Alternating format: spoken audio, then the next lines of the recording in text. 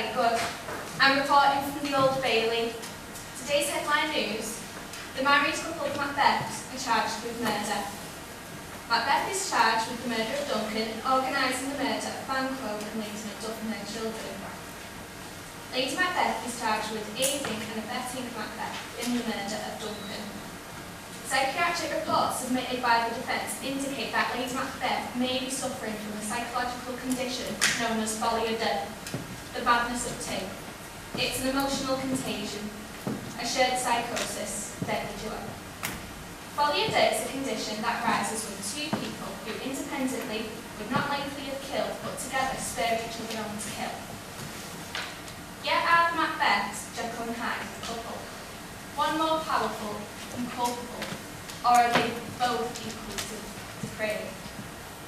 Crime history is littered with killer couples, deadly duos of partners in crime. Examples include Nathan Leopold and Richard Lowe. That's L-O-E-B. They were two wealthy young Americans who decided to commit the perfect crime, to prove the Nietzschean theory of the Superman. They kidnapped 14-year-old Bobby Franks at random and killed him in Chicago in 1924. They were caught quickly and saved from the death penalty by the plea of the great defence lawyer Clarence Darrow. Interestingly, in prison, Lowe was murdered in the showers in 1936. But Leopold, separated from Lowe, did benevolent service, led a blameless life, and was eventually paroled in 1956. Another case is that of Carl Fulton. That's Carl with a K, got that.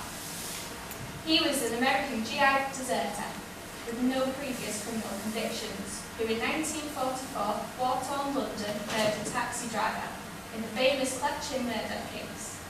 His accomplice was the waitress Elizabeth Jones, who was aged 18. She was starry-eyed and was taken by charisma, and is apparent film star gangster aura. He called himself Ricky, and she called herself Georgina. Fulton was hung and Jones jailed and later released. Yet, would he have killed alone? Fred and Rose West. In 1994, 12 bodies were found under the patio and cellar of 25 Cromwell Street in Gloucestershire. Fred had killed earlier, but did Rose enable him to kill again, and more frequently? She denied any involvement in the murders, but when she apparently snubbed him after capture when the toxic bond between them seemed broken, he hung himself. There's been many examples of killer couples through the years.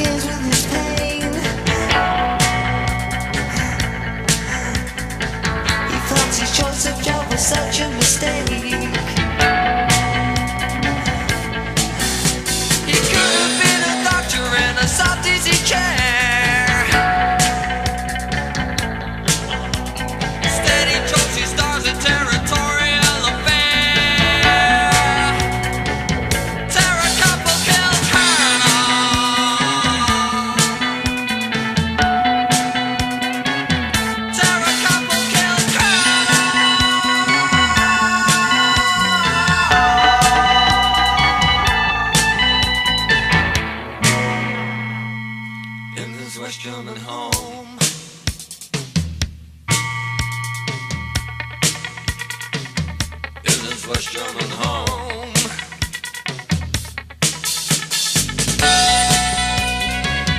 In this West German home. In this West German home.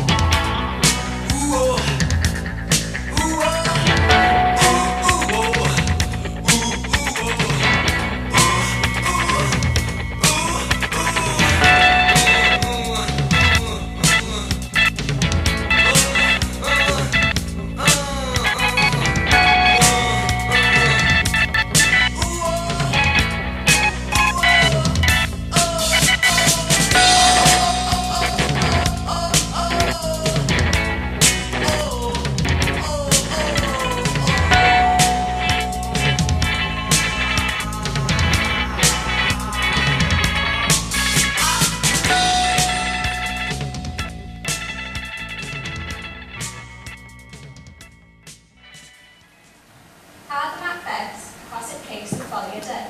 Let us look at their testimony. First, when Macbeth writes to his wife what was the late strange meeting on the heath with the three weird sisters. They met me in the day of success, and I've learned by the perfectness report they have more in them than mortal knowledge. When I burned in desire to question them further, they made themselves air, into which they vanished.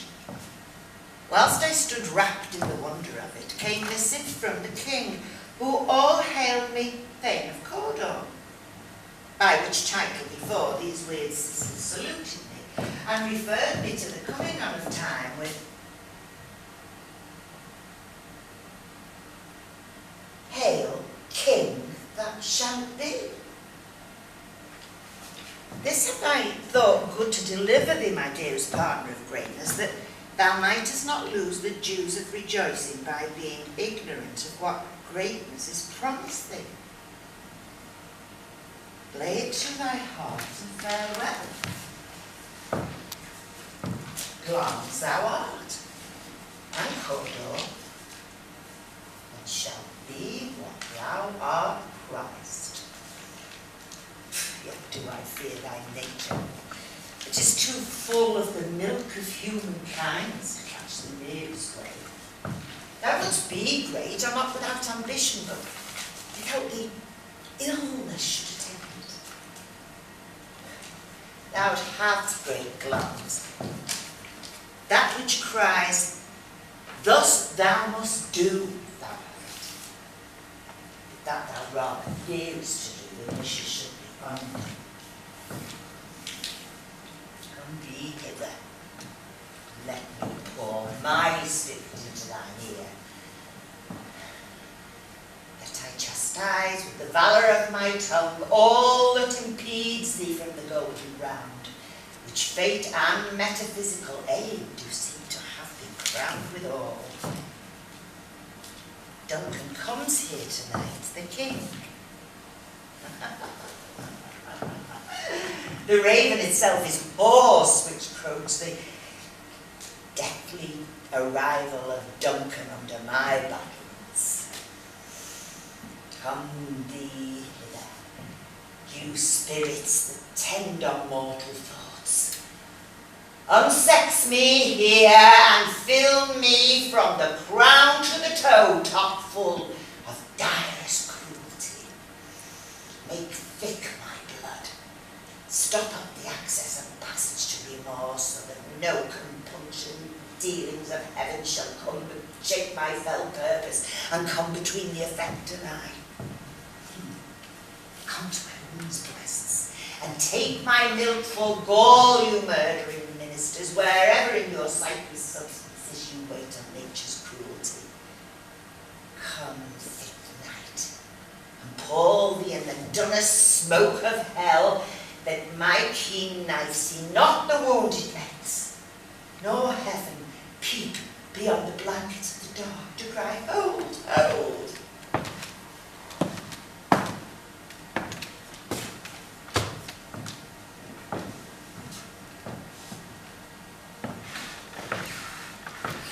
My dearest love, Duncan comes here tonight. Great arms, worthy corridor, great them both by the old ale hereafter. And Duncan goes hence when? Tomorrow, as he purposed. Oh, never shall son that morrow see. Your face, my thane, is as a book where men may read strange matters. To beguile the time, look like the time, bear welcome in your hand, your eye, your tongue. Look like the innocent flower, but be the serpent under it. That is coming must be provided for. And you shall put this night's great business into my dispatch, so that for all our nights and days to come, give sovereign sway and masterdom. We will speak further. Only look up clear. To alter favour, ever is to fear. Leave all the rest to me.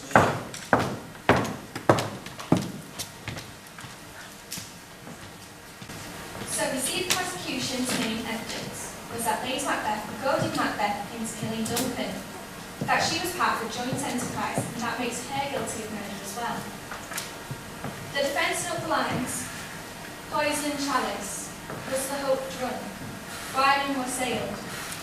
Her defence was that she was drunk at the time and not fully aware of her actions. If it were done when 'tis done, 'twere well ever done quickly. If the assassination could trammel up the consequence, and catch with his thirsty success, that but this blow might be the be-all and end-all. Here, but here upon this bank and shoal of time we jump the like to come. But in these cases we still have judgment here, that we but teach bloody instructions, which being taught return to plague the inventor. Is he demanded justice commends the ingredients of our poison chalice to our own? He's here in double trust. First, as I may his kinsman and his subject strong both against the deed.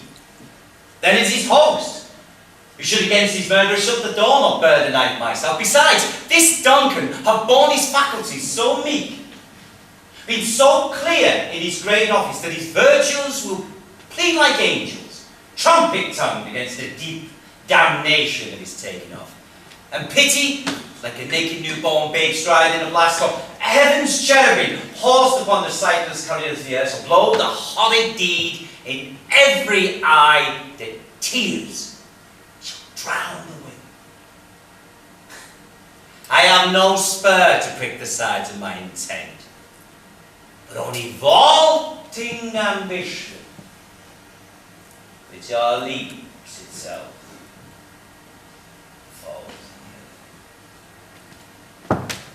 And now what news? He have almost supped. Why have you left the chamber? Hath he asked me? No, you not he has. We will proceed no further in this business. He have honoured me of late, and he have bought golden opinions from all sorts of people, which will be worn now in their newest gloss, and cast aside so soon. Was the hope drunk in which you dressed yourself? Have it slept since? And wakes it now to look so green and pale on what it did so freely? From this time such I account thy love. Have thou feared to be the sailing thine own act and valour as thou art in desire? Wouldst thou have that which esteemest the ornament of life, and live a coward in your own esteem? Letting I dare not, wait upon I would, like the poor cat in the alley. Eddie, please. I dare do all that may become a man. Who dares do more is none. Well, what beast was it then that broke this enterprise to me?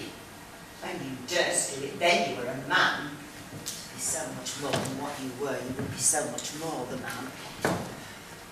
No time nor place did then adhere, but you would make both. They've made themselves.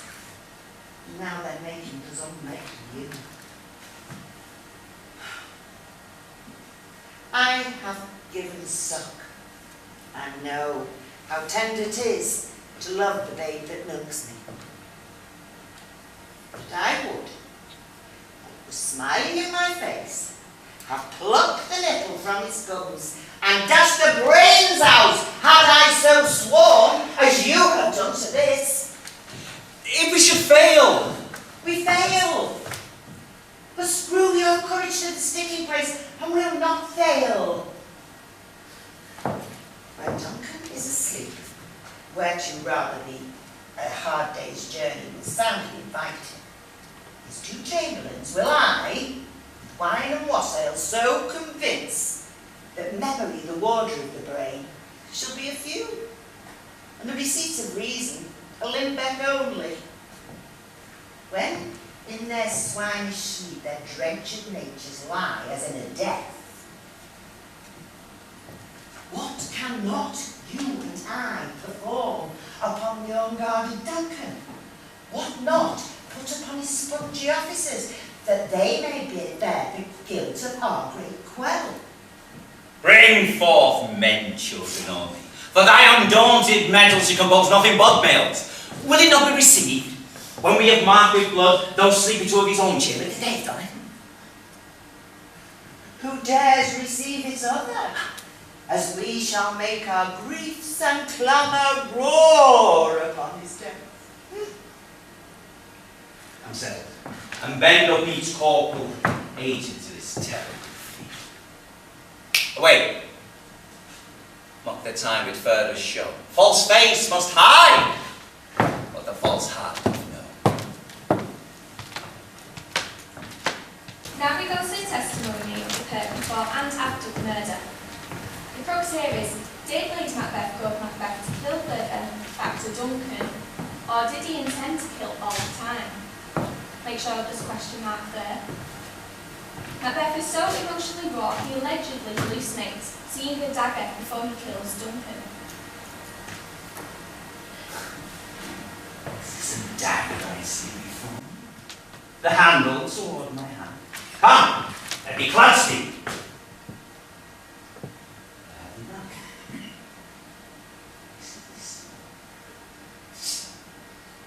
Art thou not fatal vision, sensible to feeling as to sight? Or art thou but a dagger of the mind? False creation proceeding from the heat of present grave. I see thee yet, in form as palpable as this which I will use. Thou marshallest the way I was going, as such an instrument I was to use. My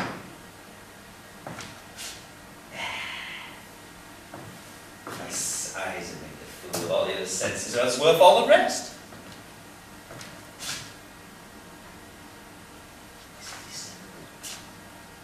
And on thy blade and dudgeon gouts of blood it remain.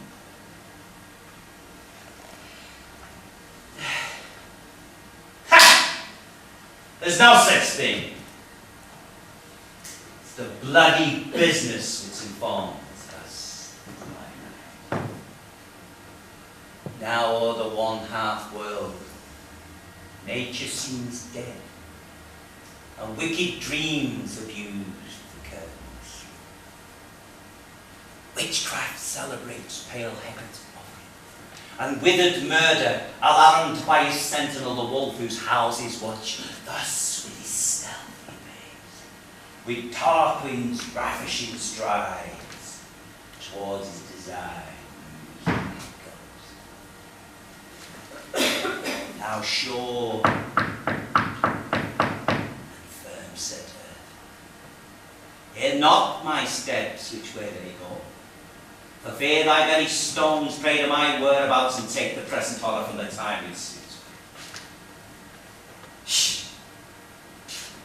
While I threat, he lives. Words lead to deeds, cold breath gives. I go. It's done. Bell. Is it not, Duncan? But it is a knell. It summons thee to heaven. What hell?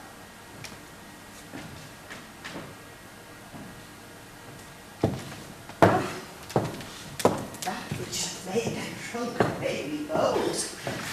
Which I quenched then, have given me fire. Hark! It was the owl that shrieked. The sternest bellman that gives the fatal good night.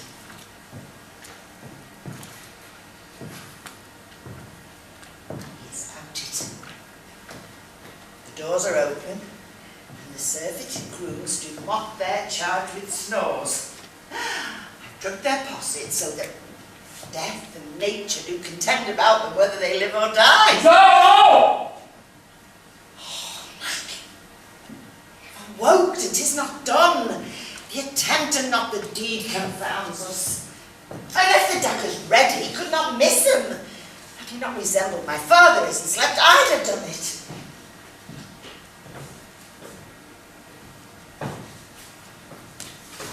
My husband? Found the deed.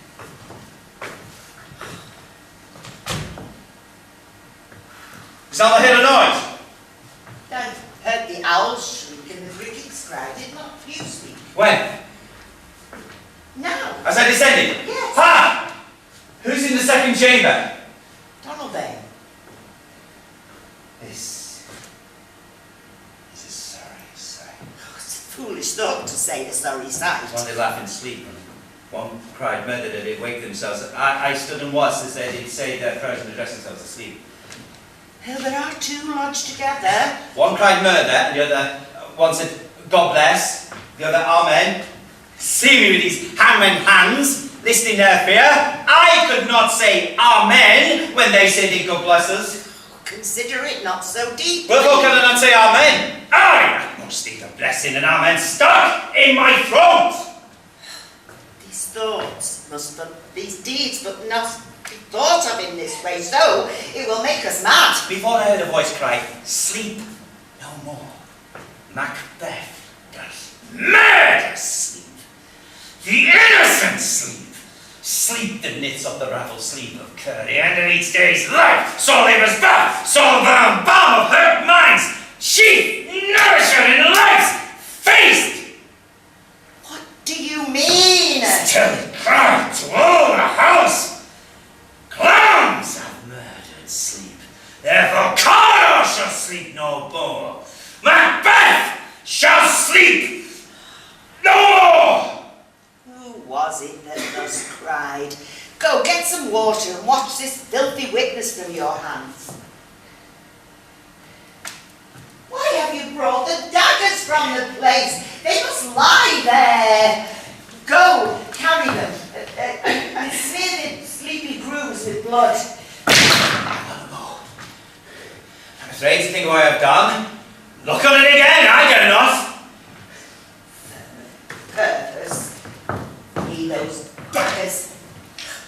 The living and the dead are but as pictures. I of childhood to fear a painted devil. If he doth bleed, I will gild the faces of the grooms withal, for it must seem their guilt.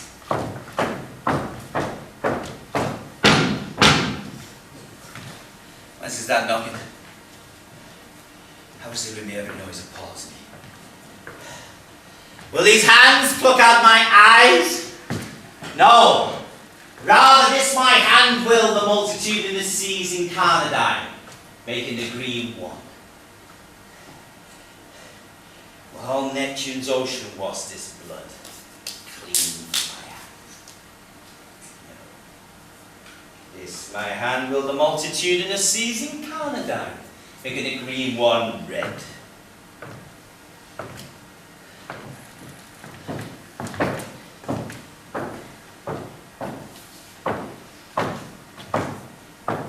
My hands are of your colour, but I shame to wear a heart so white.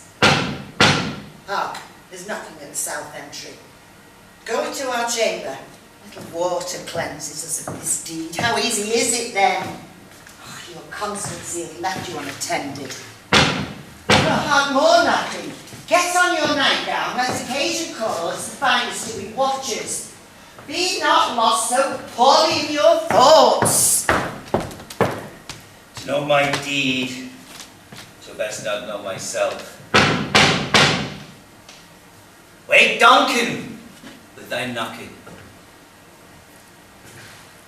Or would thou cut?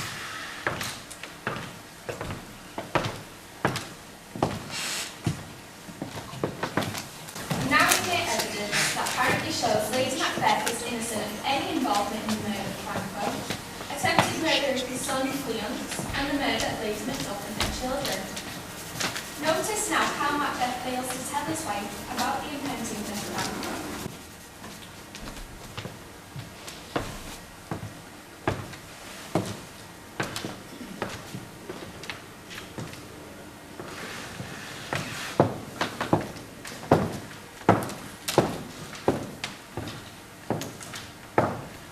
Now, my lord, why do you keep alone? The sorriest fancies your companion taken. Using those thoughts that should have died with them they think on. It is without all remedy, should be without regard. What's done is done.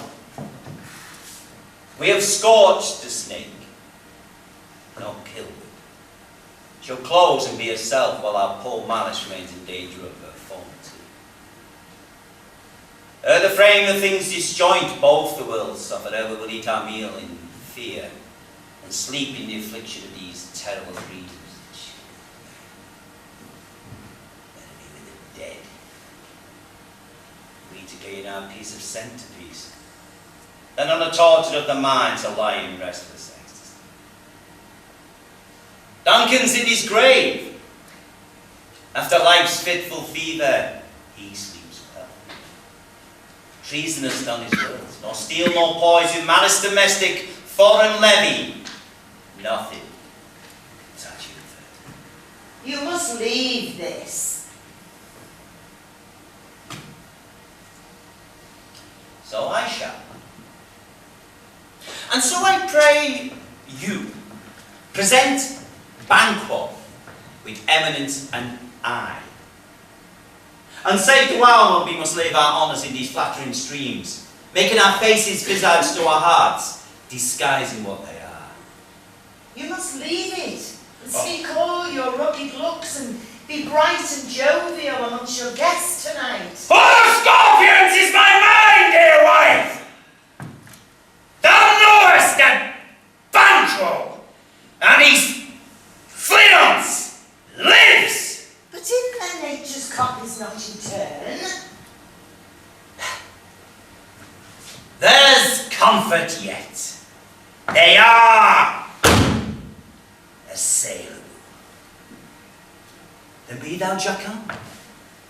Ere the night and the bat hath flown his cloistered flight, ere to black Hepherd summons the shard-born beetle, with his night's yawning peal around his drowsy homes, has he begun a deed of dreadful note. What's to be done? Be innocent of the knowledge, dearest Chuck, till thou applaud it. Come, seething night, scarf up the tender eye of pitiful day, and with thy bloody and invisible hand cancel and tear to pieces that great bond that makes me pale, I thicken, and the crow makes wing to the rocky wood. Good things of day begin to droop and drowse, while night's black agents to their praise to rouse. Thou marvelest at my words, but hold thee still. Things bad begun make strong themselves by ill. Now we get the testimony. You thought the ghost of Banquo shows at a dinner party. Lady Macbeth says she thought it was the ghost of Duncan he'd seen, so unaware was she of the murder of Banquo.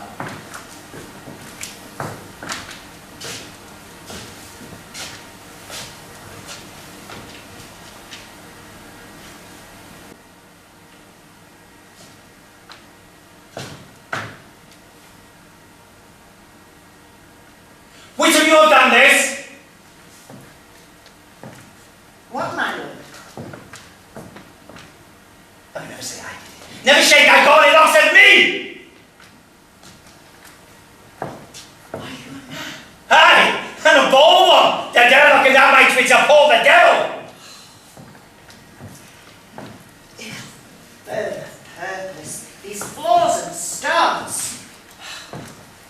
there would well become a woman's tale at a winter's fire authorised by a grandam. Why do you make such faces when all is done? You look upon a stoop. Oh! No! What care I if you can nod? Speak too! If charnel houses and our graves must send us the belly back, our monuments shall be the morsel.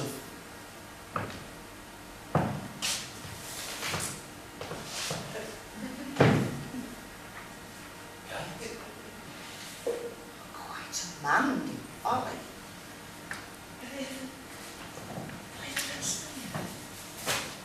I saw him. Shame. Blood has been shed in the olden time, early made statue, first a gentle wheel. Aye, and since 2 murders have been committed 2 syllables a year. Times have been that once the brains were out, man would die and at an end. But now they rise, with 20 mortal murders on their crown. Cautious from us still. This is strange that such a murderage. Worthy Lord. Avaunt! And quit my sight!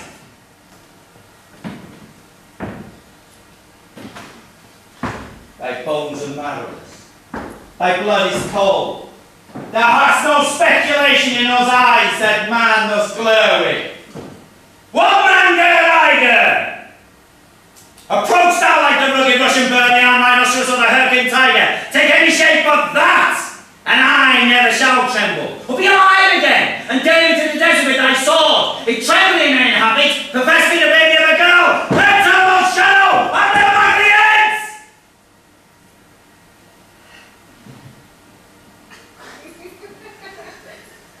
I so being gone. I am not.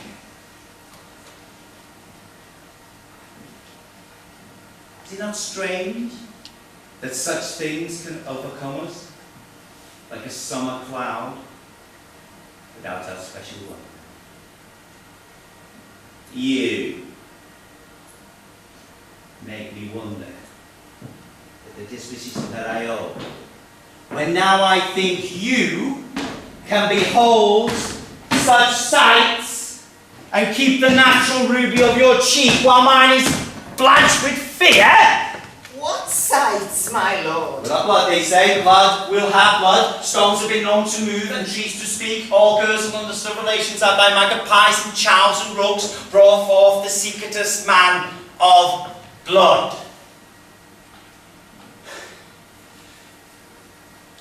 What is the night? Almost at odds with morning, which is winter. Thou sayest that Macbeth, he knows his person and I believe him. What did you send to him, sir? I will say. There's not a one of them, but in his house I keep a servant feed. I will to the weird sisters, and betimes I will. More shall they speak. For now I'm bent to know why the worst means the worst. All causes must give way. And in blood stepped in so far that should I wade no more, returning what is tedious to go on. Strange things I have in head, which will to hand, which must be acted ere they may be scanned. You lack the season of all natures. Sleep. Come, will to sleep. My strange and self-abuse is the initiate fear that wants hard use. We are yet but young indeed.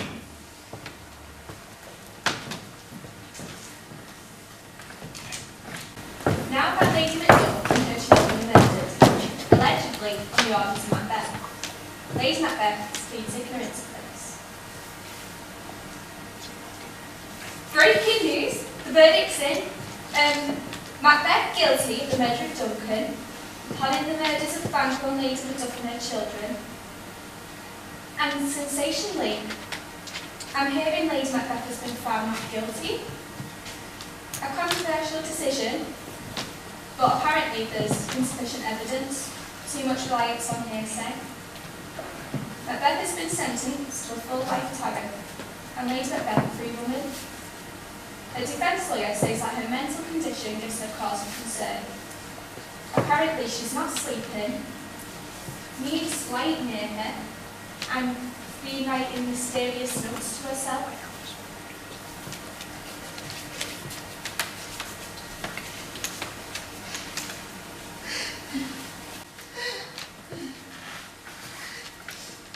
Yes! Out! Don't spell out, I say! One, two. Well, then it's time to do it. Oh, Alice Murky. Fie, my lord, fie! A soldier in a field. What need we fear? Who knows it? Well, no one can call our power to account. Who would have thought the old man to have so much blood in him? The things I thought of life. Where is she now? Oh, these hands very clean. No more of that, my lord. No more of that. You mar all with this skeleton. Oh. Who's this man of bloodstained? All the perfumes of Arabia will not sweeten this little hand. Oh!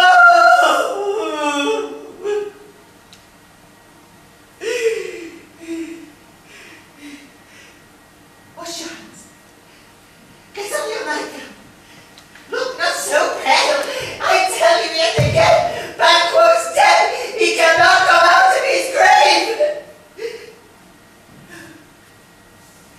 To bed. To bed.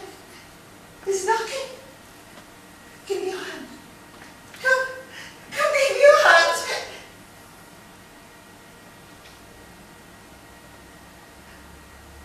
What's done cannot be undone. To bed. To bed. To bed.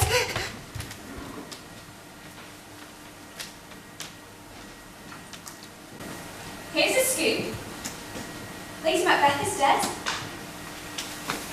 An apparent suicide. What were those notes she wrote?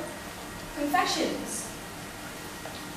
The family of Duncan say justice has finally been done. The family of Lady Macduff say Macbeth's evils claimed another victim. Was she culpable?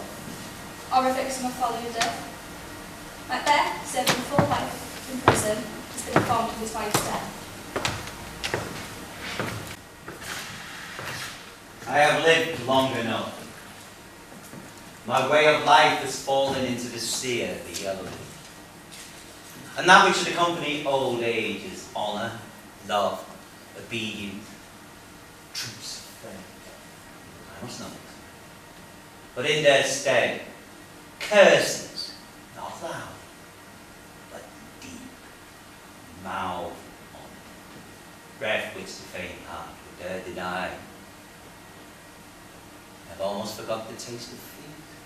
Times have been my senses would have cooled to hear a night shriek, or my fellow heard at a dismal treatise would rouse and stir as if it had life in it.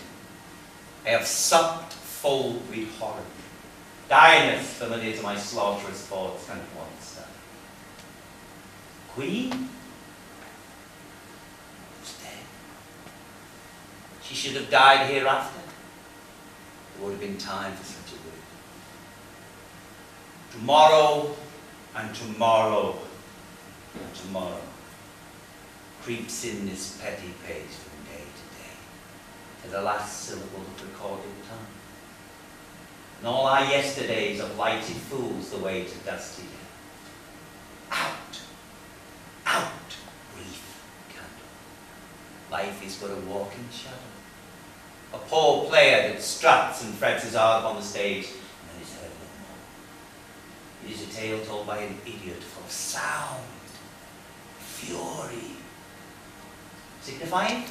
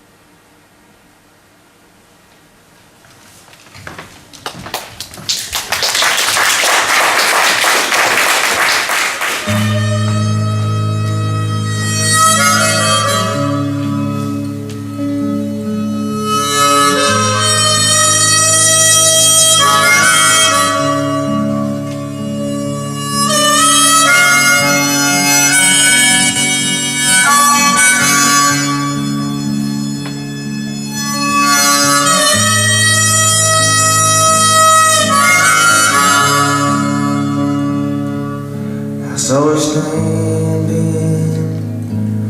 on her front lawn, just a twirling her baton. Me and her went for a ride and ten innocent people died.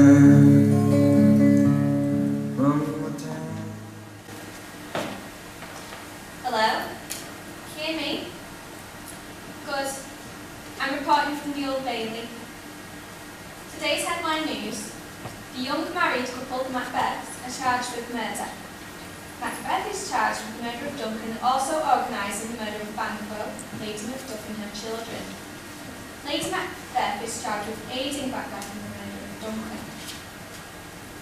Initial psychiatric reports indicate that lawyers representing Lady Macbeth will argue she is suffering from a condition known as folie, the madness of two, a literal deadly duo, when two people who independently were not likely to have killed, but together spur each other on to kill.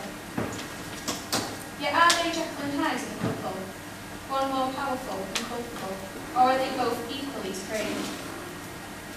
There are many examples of killer couples, deadly duos of acts and crime, such as younger killer couples, like Carla Hamilka, that's with a K, make sure you've got that, and Paul Bernardo.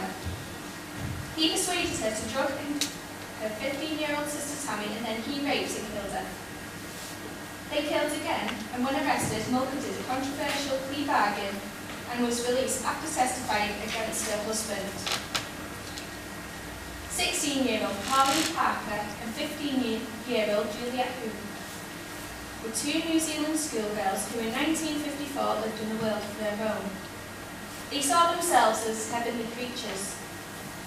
When their intense bond was threatened by their families moving apart, the girls decided to murder Parker's mother.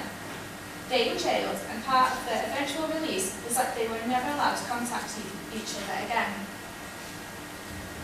19-year-old Charlie Starkweather and 14-year-old Caroline Fugate, that's spelled C-A-R-I-L. They killed 11 people over 1957 to 58 in Nebraska and Wyoming. He was executed and she was released in 1976, claiming she only took part in the murders under duress. They inspired the famous 1973 film Badlands and the Bruce Springsteen 1982 song Nebraska. Perhaps the greatest example of folie in criminal history is the case of Ian Brady and Myra Hindley. This deadly duo killed 5 children: Pauline Reed, John Kilbride, Keith Bennett, Leslie Ann Downey and Edward Evans in the Manchester area between 1963-65. 4 of the bodies were buried on the nearby desolate Saddleworth Moor. Remember, they're still looking for Keith. This is a controversial case. Would Hindley have killed if she met Brady? She had been, by all accounts, a perfectly normal girl, with strong religious feelings, who loved children and animals, and she was actually a much in demand babysitter. Yet she committed terrible evil acts. Were they always in her? Placed in dormant? And when she met Brady? Hiddenly waits. When this deadly duo turned to three, and included friend David Smith in the murder of Edward Evans, the evil bond was finally broken when this third party, called by a cowboy witness, went to the police. The recent death of Brady illustrates still how this crime haunts us all.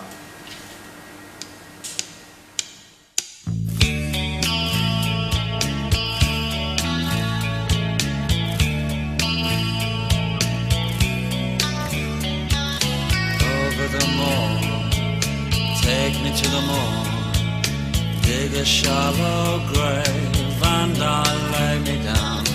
Over the moor, take me to the moor, dig a shallow grave and I'll lay me down. Leslie Ann and your pretty white beads, oh John, you'll never be a man, and you'll never see your home again. Oh, Manchester, so much to answer for. Edward, see those alluring lights. Tonight will be your very last night. A woman said, I know my son is dead. I'll never rest my hands on his sacred head. Hindley waits and Hindley says, Hindley waits, Hindley wakes, Hindley wakes and says, oh, wherever he has gone, I have gone. But fresh lilac, moorland fields cannot hide the stolid stench of death. Fresh lilac, moorland fields cannot hide the stolid stench of death.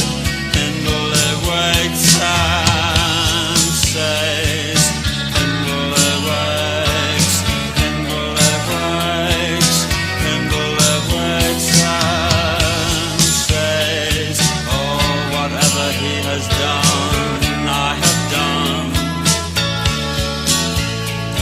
This is no easy ride, for a child cries, oh find me nothing more. We are on a solemn estimate. We may be dead and we may be gone, but we will be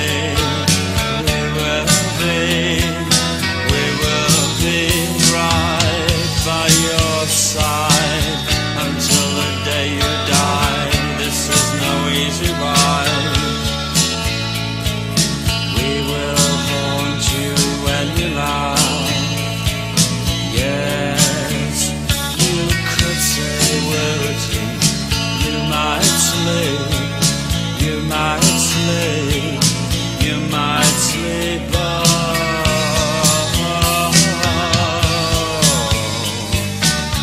You will never dream. Oh, you might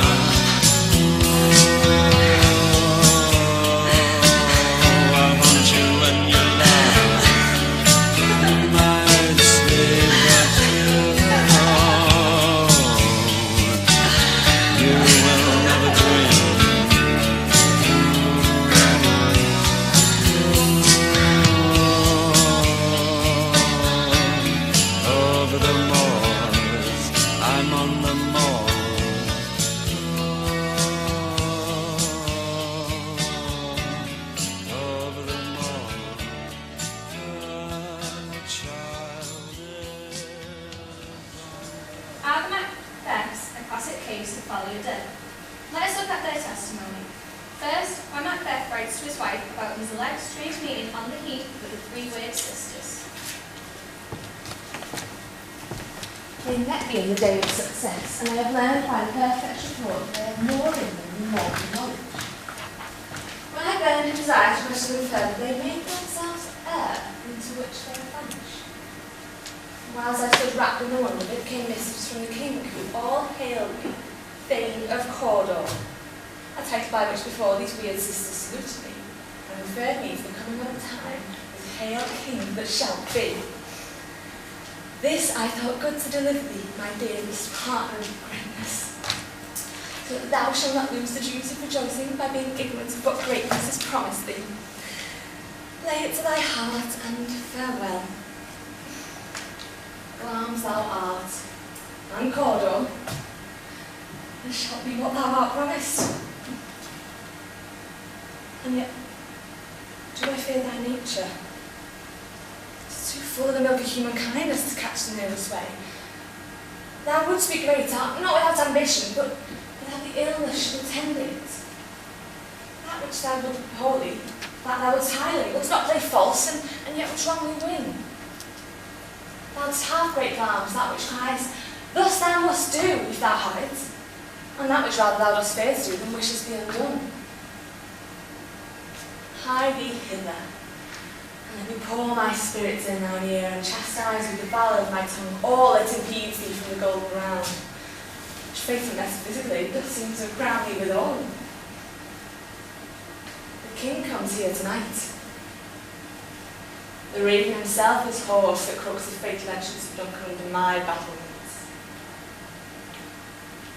Come, you spirits that tend on mortal thoughts, unsex me here and fill me from the crown to the toe, top full of direst cruelty. Make thick my blood. Stop up the access and passage to remorse, so that no compunctious visitings of nature shake my fell purpose, nor keep peace between the effect and it.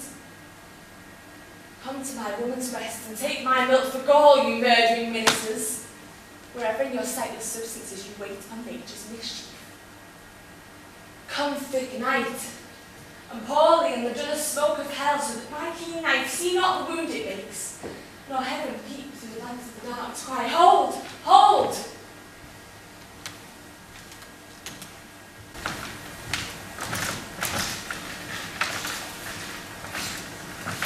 Great Glamis, worthy Cawdor, greater than both by the all hail hereafter.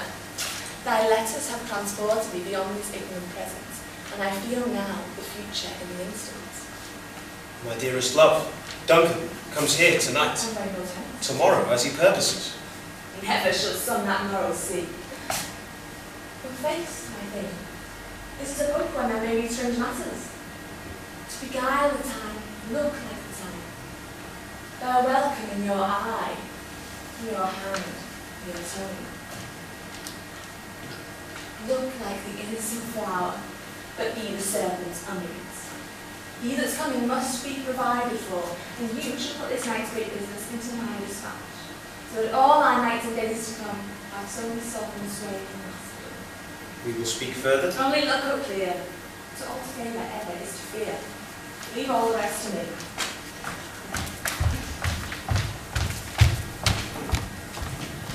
So we see the prosecution's main evidence was that Lady MacBeth goaded MacBeth into killing Duncan. That she was part of a joint enterprise that makes her guilty of murder as well. The defence notes the lines, poison chalice. Was the hope drunk? Wine and wassail.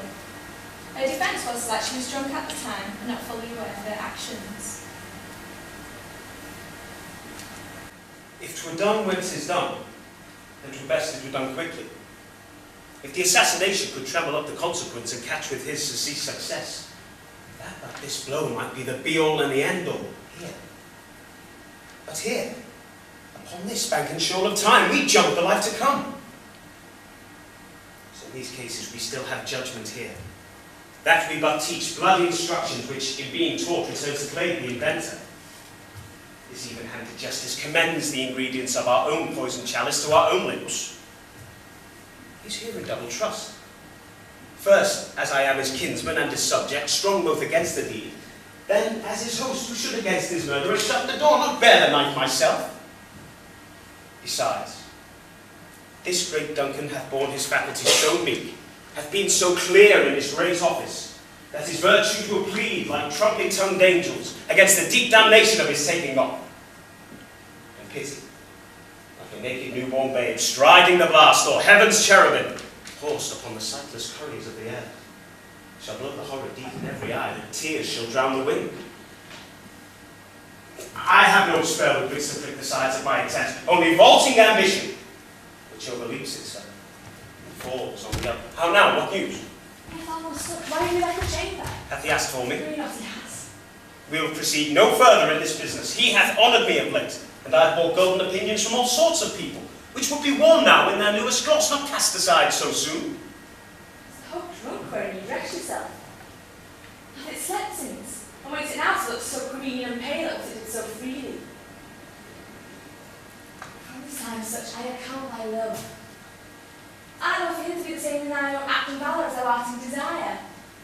Wouldst thou have that which thou hast seen as the ornament of life, and live afraid in thine own esteem, like the poor cat in the adage? Prithee, peace. I dare do all that may become a man who dares do more is none. What beast was it then that made you break this enterprise to me? When you durst do it, then you were a man. And to be more than what you were, you would be so much more the man. Nor time, nor place. You would make both. They have made themselves. And yet their fitness doesn't make you.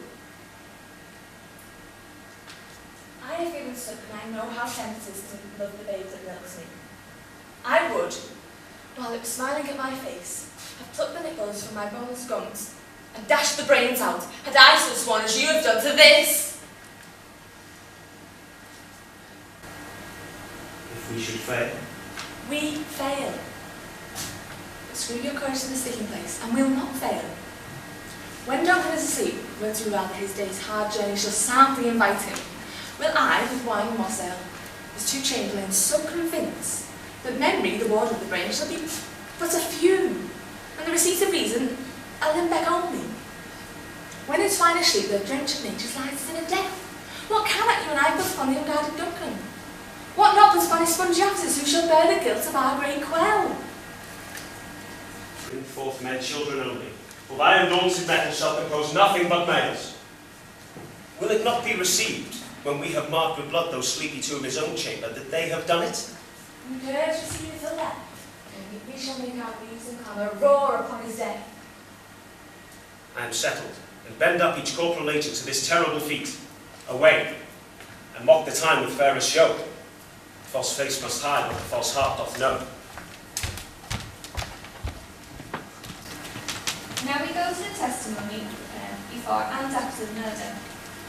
The crux here is, did Lady Macbeth go to Macbeth to kill their benefactor Duncan, or did he intend to kill all the time? Put a question mark in that.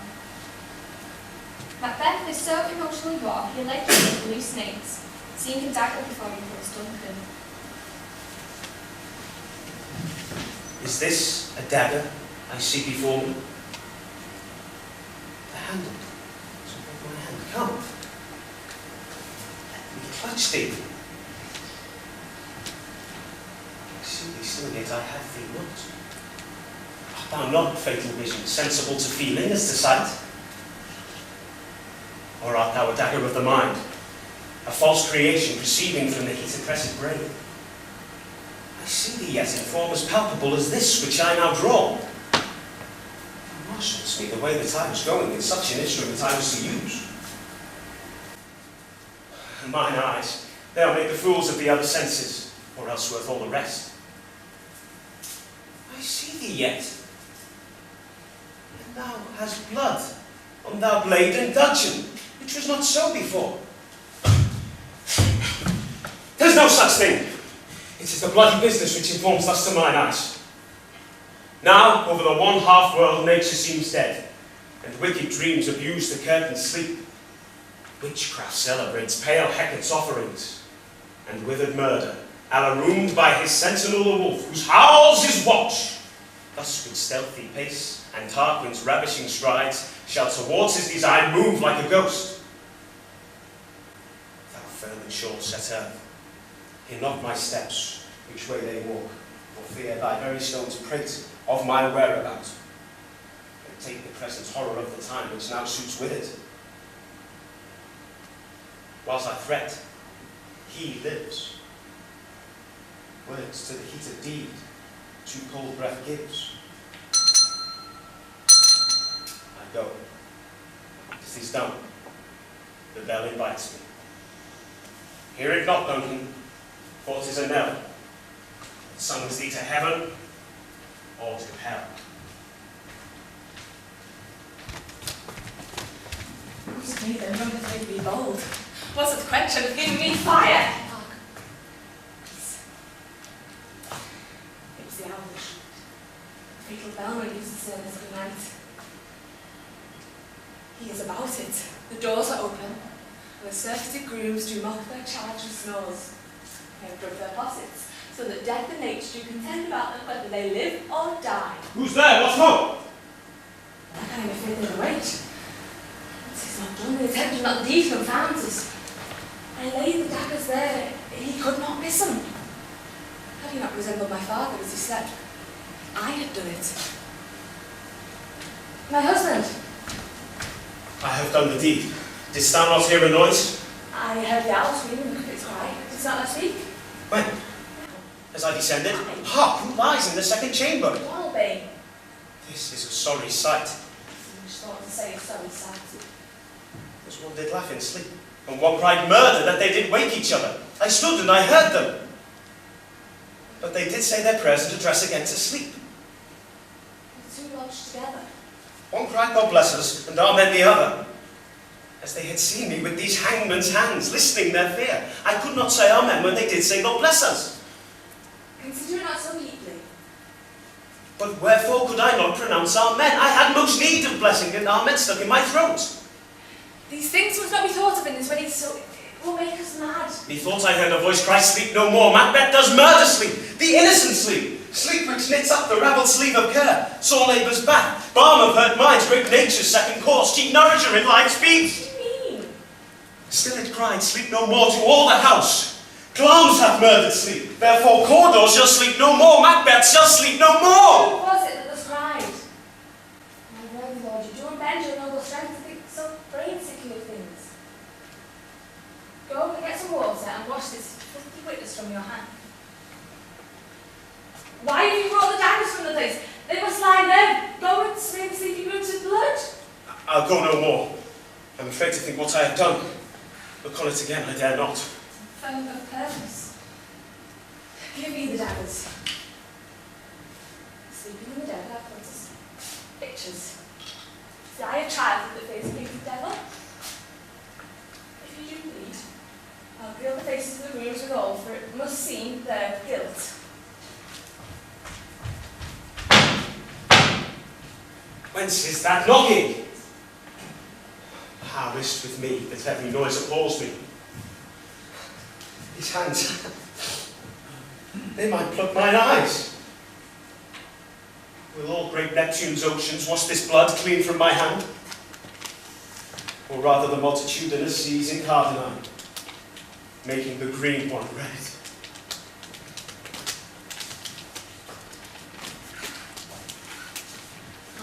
Your colour. The shades were a heart so white. I hear a knock at the south entry. Come. A little water clears us of this deed. Easy is it then. Your constancy has left you unattended. More knocking. Come. Get on your nightgown. Look not so pale, lest occasion call us and show us to be watchers. Be not thus so poorly in your thoughts. Still to be, so best I'll go myself. Duncan, with thy knocking, I would thou couldst. Now we hear evidence that apparently shows Lady MacBeth was innocent of any involvement in the murder of Banquo, attempted murder of his son Cleant, and the murder of Lady Macduff and her children. Notice now how Macbeth fails to tell his wife about the impending death of Banquo.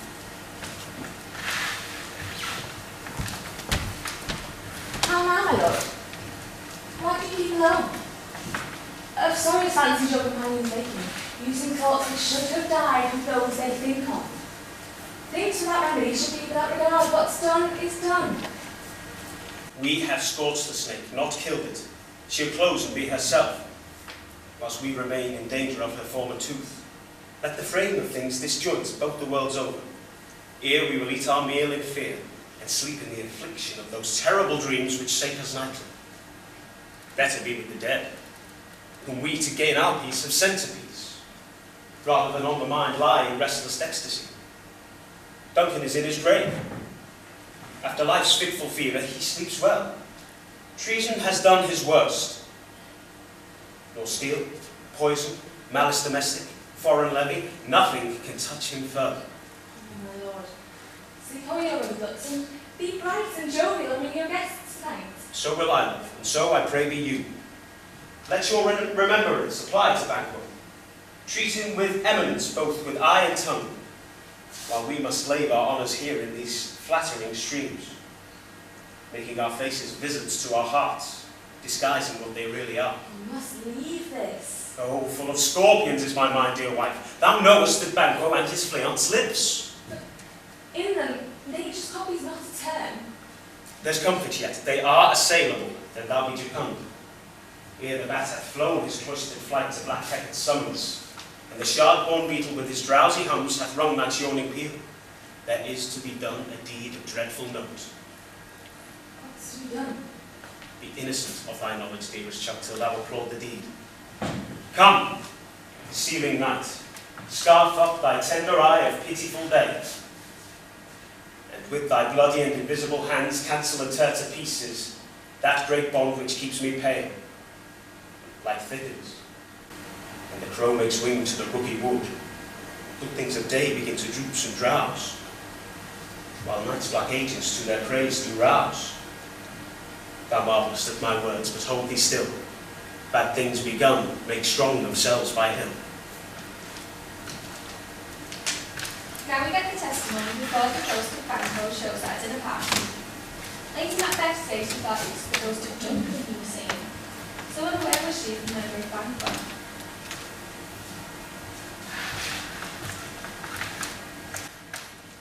Which of you have done this? What, my good lord? Thou canst say I did it. Never shake thy gory locks at me. You a man. Aye, and a bold one which might appall the devil. This is the very pacing of your fear. This is the ever-drawn dagger which you said led you to Duncan. Prithee, see there, behold, look low. How say you? If thou canst speak, nod too. If carnal houses and our graves must send those we bury back, our monuments shall be the moors of kites. Quite a random folly. I stood here, I saw him. Shame. Blood hath been shed here in the olden time, ere the human statue purged the wheel. Aye, and since too, murders have been performed, too terrible for the ear. There was once a time that when the brains were out, the man would die and there an end. But now they rise again, with 20 mortal murders to the crown, and they push us from our stools. This is more strange than such a murder is. My worthy lord. Avaunt, and quit my sight. Let the earth hide thee. Thy bones are marrowless, thy blood is cold, thou hast no speculation in those eyes which thou dost glare with. What man dare? I dare. Approach me like the rugged Russian bear, the armed rhinoceros or the high-quipped tiger. Whilst I remain here, my nerves shall never tremble, or become alive again, and tear me to the desert with thy sword. If my nerves remain, then protest me the baby of a girl. Hence, horrible shadow, unreal mockery, hence! Why so, being gone, I am man again. Can such things be? And overcome us like a summer's cloud, without strange disposition? How do you see? How do you behold such sights? Sights, my lord. Blood, they say. We'll have blood. Stones have been known to move and trees to speak. Augurs and understood relations have, by magpies and chows and rooks, brought forth the man of blood. What is the night? Well, what it tells with morning, which is which? How sayest thou that Macduff denies us his person at our great bidding? Did you send to him, sir? No, but I will send. There's not a one of them in his house which I keep a servant feed. Tomorrow I will, and betimes I will, to the Weird sisters. More shall they speak. For now I am bent to know the worst means the worst for mine own good. Man in blood stepped in so far that should I return, it would seem tedious. Strange things I have in head that will to hand, which must be acted ere they may be scanned. You like to seize of all natures. Sleep. Come, we'll to sleep. We are yet young indeed.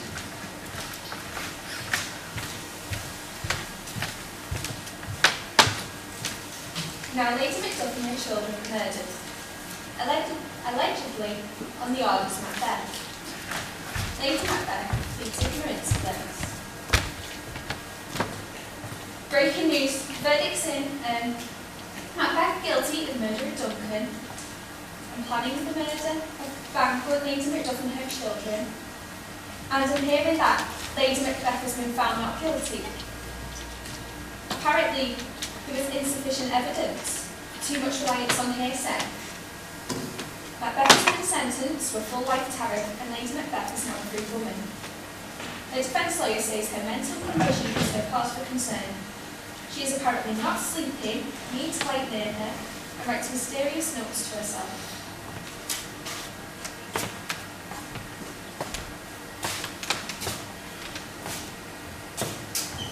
Here's a spot. Out downstairs. Out, I say! 1, 2. It is time to do it. Hell is murky. Father looks like a soldier and a feared. What need we fear and not behold our power to account?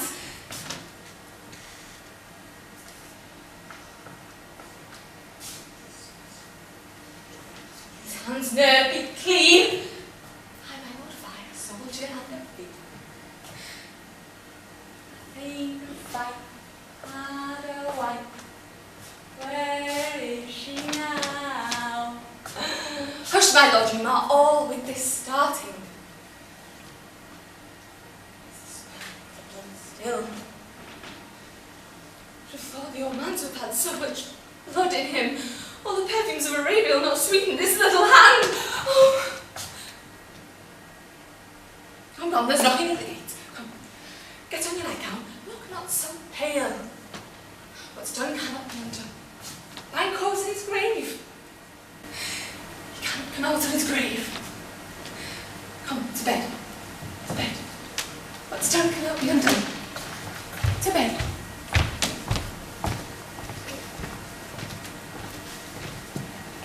Here's the scoop. Lady Macbeth is dead. An apparent suicide. What were those notes she wrote? Confessions. The family of Duncan say, justice has been done. The family of Lady Macduff say, Macbeth's evil has claimed another victim. Was she culpable? Or was she a victim of folie and deux? Macbeth in prison, serving full life terror, has been informed of his wife's death.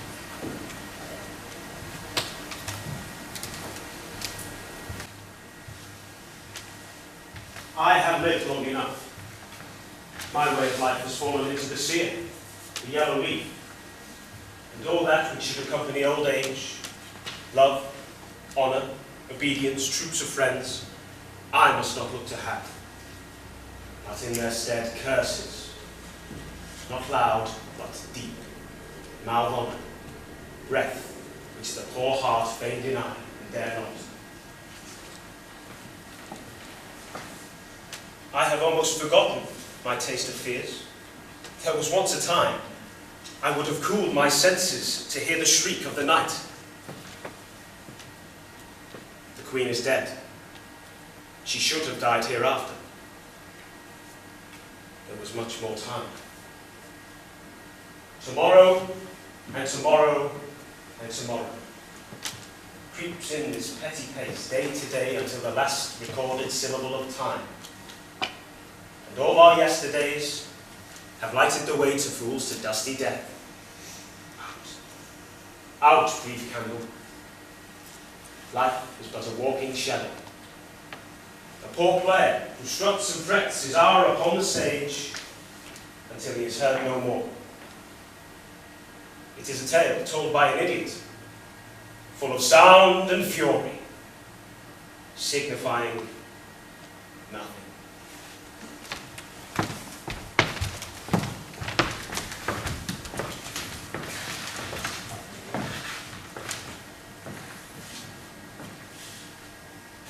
Peace. The charms. Wound. Oh,